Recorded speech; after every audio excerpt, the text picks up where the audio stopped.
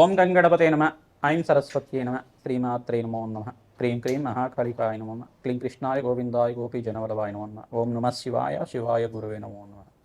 Yeah దేవీ సర్వభూతేషు మాతృరూపేణ సంస్థితాః నమస్తస్యై నమస్తస్యై నమస్తస్యై నమో నమః. క్రీం మహాకాళికాయ నమో నమ. ద్రాం దత్తాత్రేయాయ నమో నమ. జయ గురు దత్తాత్రేయాయ నమ. యూట్యూబ్ ప్రేక్షకులకి అందరికీ కూడా నమస్కారం అండి. నేను పాలపర్తి గురునాథ శర్మ, జ్యోతిషం వాస్తు సిద్ధాంతిని. మీకంతా కూడా ఈ యొక్క గోచార ఫలితాలంతా కూడా విశ్లేషణ చేయడం జరుగుతుంది. గ్రహాల యొక్క స్థితిగతి, కలియిక, వాటి ప్రభావం అంతా కూడా వివిధ రాశుల వాళ్ళకి, మేషాది ద్వాదశ రాశుల వాళ్ళకి ఎటువంటి ప్రభావం చూపిస్తుంది, వాటి ప్రభావం వల్ల అదృష్టి యోగం ఏ రకంగా వస్తుంది, అష్టైశ్వర ప్రాప్తి ఏ రకంగా వస్తుంది. ప్రధానంగా చూసుకుంటే ఈరోజు మనం చెప్పబోయే విషయం ఏంటిదంటే, ప్రధానంగా శుక్రుడి యొక్క మార్పు, నవంబర్ నెల మాస ఫలితాల్లో భాగంగా శుక్రుడి మార్పు అంతా కూడా ఏ రకంగా మేషాది ద్వాదశ రాశుల వాళ్ళకి ఫలితాలంతా కూడా తెప్పడం జరుగుతుంది. ప్రధానంగా గ్రహస్థితి అంతా కూడా చూసుకుంటే మీనరాశిలో శనీశ్వరుడి సంచారం జరుగుతుంది. కుంభరాశిలో అంతా కూడా రాహు సంచారం, ఈ యొక్క కేతు సంచారం అంతా కూడా సింహరాశిలో సంచారం జరుగుతుంది.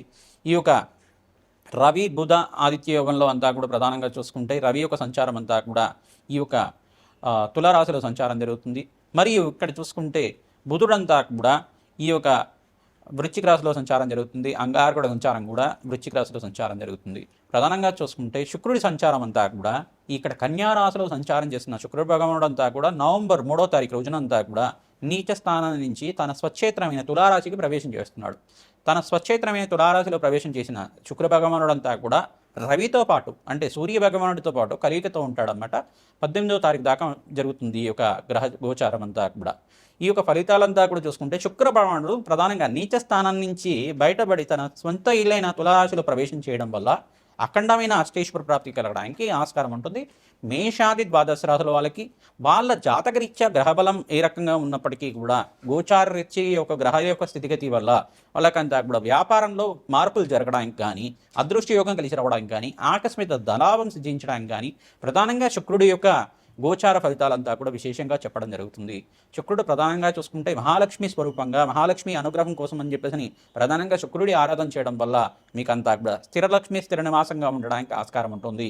ప్రధానంగా చూసుకుంటే ఎవరి జాతకంలో అంతా కూడా శుక్రభగవానుడు కొంచెం బలహీన పడి ఉంటే కనుక ప్రధానంగా శుక్రభగవానుడు అంతా కూడా యువకరంగా మీకు ఉండడానికి కారణమవుతుంది. భోగభాగ్యాలకు కారణం, ప్రధానంగా చూసుకుంటే అఖండమైన సుఖ జీవితానికి కారణమవుతుంది.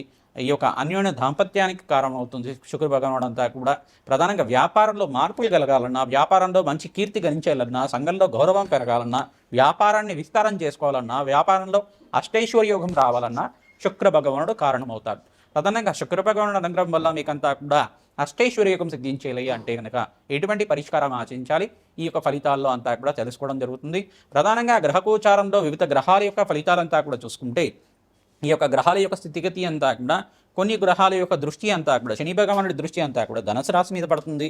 మరియు ఇక్కడ చూసుకుంటే వృషభ రాశి మీద పడుతుంది. ఈ యొక్క బృహస్పతి సంచారం అంతా కూడా చూసుకుంటే బృహస్పతి సంచారం కర్కాటక రాశిలో ప్రవేశం చేసి డిసెంబర్ 5వ తారీఖు దాకా ఈ యొక్క ఉచ్చస్థానంలో సంచారం జరుగుతుంది. బృహస్పతి సంచారం అంతా కూడా అతిచారంలో సంచారం 48 రోజుల దాకా, అంటే మనకి డిసెంబర్ 5వ తారీఖు దాకా ఈ యొక్క 48 రోజుల దాకా ఈ యొక్క అతిచారంలో సంచారం జరిగిన తర్వాత మళ్ళీ తిరోగమనం జరిగి మిథున రాశిలో ప్రవేశం చేసి జూన్ 14వ తారీఖు దాకా ఉంటారన్నమాట. 2026 జూన్ 14వ తారీఖు దాకా ఉంటారు. ఈ యొక్క మిథున రాశిలో సంచారం అంతా కూడా జరుగుతుంది. మళ్ళీ యథాస్థానానికి మళ్ళీ కర్కాటక రాశికి ప్రవేశం చేసిన బృహస్పతి అంతా కూడా ఈ రకంగా సంచారం జరుగుతూ ఉంటుంది. ప్రధానంగా చూసుకుంటే ఈ రోజున మనం చెప్పుకోబోయే విషయం అంతా కూడా శుక్ర భగవానుడు మార్పు అంతా కూడా తులారాశిలో ప్రవేశం చేయడం వల్ల ఎటువంటి శుభ కార్యక్రమాలు జరుగుతాయి, ఈ యొక్క అష్టైశ్వర్య యోగం సిద్ధిస్తుందా, వ్యాపారంలో ఎటువంటి మార్పులు జరుగుతాయి, వ్యాపారంలో అంతా కానీ, ఉద్యోగంలో కానీ, వివిధ వ్యాపారంలో కానీ, కుటుంబ సమస్యల్లో ఉన్న వాళ్ళైనా కానీ ప్రధానంగా ఎటువంటి పరిష్కారాలు ఆచరించాలి, మేషాది ద్వాదశ రాశుల వాళ్ళకి అష్టైశ్వర్య యోగం సిద్ధించాలి, అదృష్ట యోగం కలిసి రావాలి, రాజ్యయోగం కలిసి రావాలి అంటే కనుక శుక్ర భగవానుడికి ఎటువంటి పరిహారం చేసుకోవాలి, నవంబర్ నెల మాస ఫలితాల్లో భాగంగా చెప్పుకోవడం జరుగుతుంది. ప్రధానంగా నవంబర్ నెల మనకంతా కూడా కార్తీక మాసానికి నవంబర్ 20 దాకా అంతా కూడా కార్తీక మాసం చాలా శ్రేష్టమైన మాసంగా చెప్పడం జరుగుతుంది. ఈ మాసంలో కల్లా ఉత్తమమైన మాసం, శ్రేష్టమైన మాసం అని చెప్పడం జరుగుతుంది. ప్రధానంగా శివకేశుల యొక్క ఆరాధన చాలా శ్రేష్టమైంది.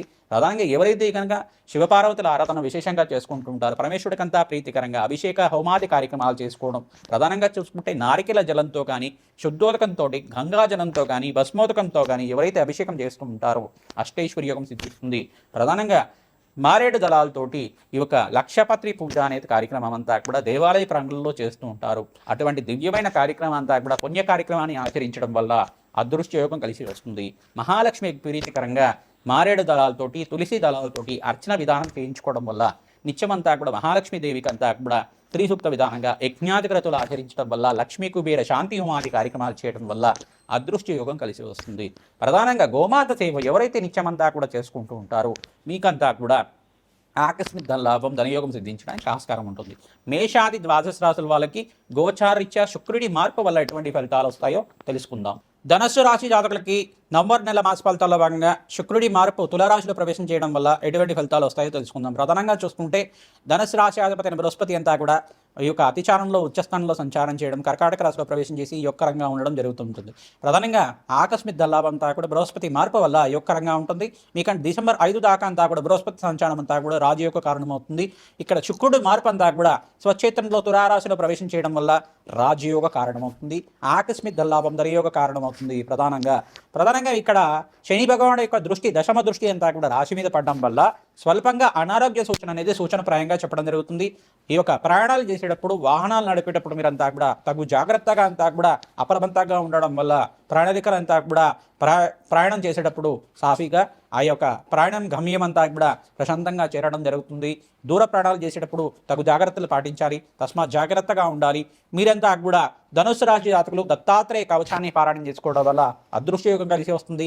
నవంబర్ నెలలో ఈ యొక్క కార్తీక మాసంలో మరియు మార్గశీర్ష మాసంలో అంతా కూడా మీరు ప్రతినిత్యం కూడా పరమేశ్వరుడు ప్రీతికరంగా చెరుకు రసంతో, నారికేల జలంతో, ద్రాక్ష రసంతో అభిషేకం చేయించుకోవడం వల్ల అన్నాభిషేకం, ఏకాదశ రుద్రాభిషేకం, ఈ యొక్క మహాన్యాసపూర్వక రుద్రాభిషేకం అంతా కూడా ఆచరించడం వల్ల అదృష్టయోగం కలిసి వస్తుంది. ఈ యొక్క దేవాలయ పరంగంలో దేవాలయంలో ప్రధానంగా శివపార్వతుల కళ్యాణం కానీ, ఈ యొక్క లక్ష్మీనారాయణ కళ్యాణం కానీ ఆచరించడం వల్ల అదృష్టయోగం కలిసి వస్తుంది.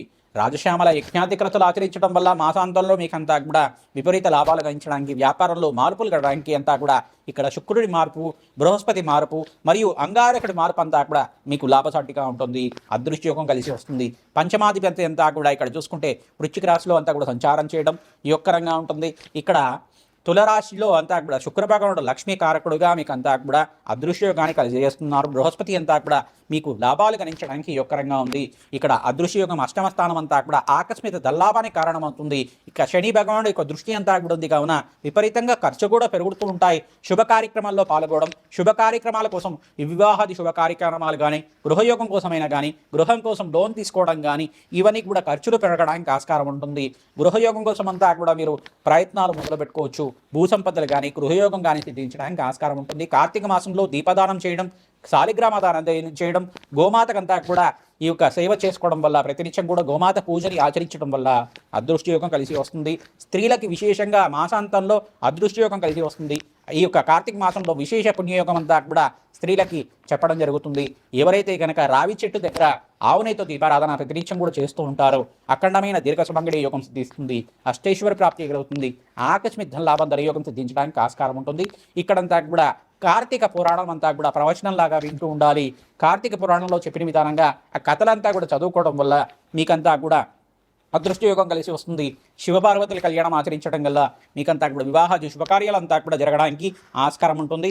మీకంతా కూడా మంచి శుభవార్తనంతా కూడా మాసాంతంలో వింటూ ఉంటారు కావున మంచి అదృష్టయోగం కలిసి వస్తుంది. జన్మజాతకం ప్రకారంగా లగ్నవశాత్తు చూసుకొని ఈ యొక్క జాతకరీత్యా మీరంతా కూడా బృహస్పతికి, శుక్రుడికి, అంగారకుడికి, శని భగవానుడికి, సూర్య భగవానుడికి అంతా కూడా జన్మజాతకం చూపించుకొని ఈ యొక్క జప హోమాది కార్యక్రమాలంతా కూడా ఆచరించడం వల్ల, రాజశ్యామల యజ్ఞాధికృతులు, కళాభైరవ శాంతి హోమాది కార్యక్రమాలు ఆచరించడం వల్ల అదృష్టయోగం కలిసి వస్తుంది. శ్రీమాత్రే నమః.